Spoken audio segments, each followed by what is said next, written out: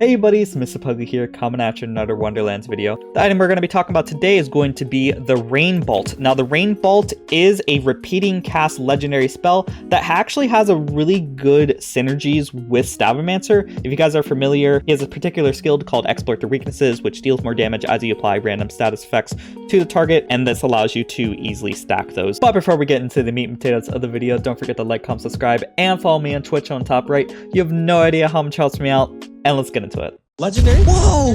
No way, dude!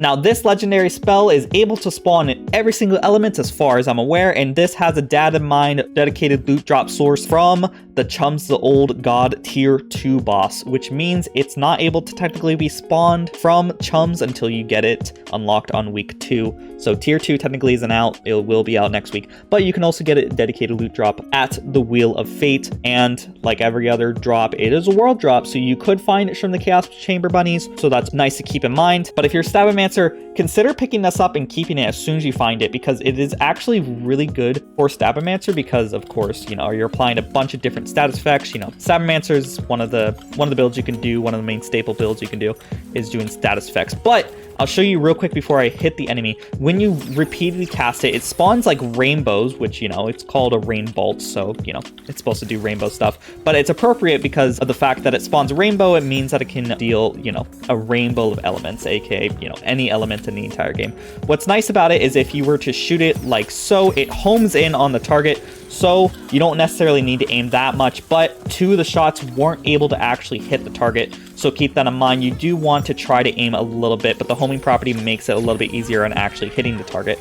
So as you saw right there, mine is, you know, a dark magic, and then it applied a fire dot on the enemy right there. If you were to get all 3 to land, you could potentially get up to 3 different elements on the target, but it does have a nice waving pattern, which allows it to not hit the enemy sometimes. Like as you saw there, I was like right next to the target, and only only 2 of them hit the target. That example, only 1 of them hit the target. So keep that in mind when you're using it. It's not the best at hitting targets, but it is nice to apply those exploit the weaknesses stacks on the enemy, thus allowing you to deal a large amount of damage very, very easily. As I said to Anesium, make sure to pick this up and keep it if you find it as a Stabbomancer, or if you're planning on doing a Stabbomancer build. This is just very valuable to quickly debuff the boss. Now, is it better than some of the other spells that we have currently? I'm not too sure. It is definitely has its uses. It's definitely a nice utility.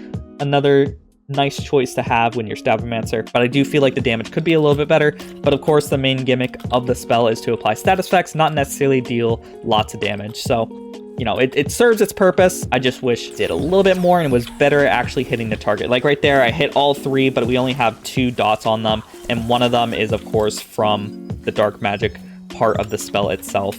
So, you know, I wish I had a better chance of actually applying the stack sometimes. But right there, as you saw, we have like 3 different dots on that one enemy. So it does its job good.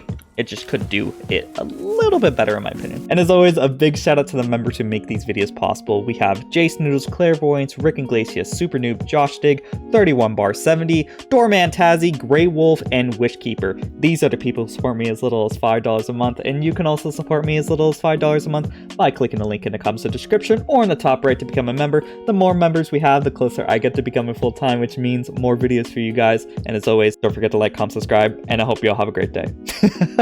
Bye-bye. And the last shall be first to immerse in a pass out heat, facing him up with a moxie melt till he woke up drowning in tchotchke hell. War in a cave with a torch on a wall, then a window arrangement of porcelain dolls.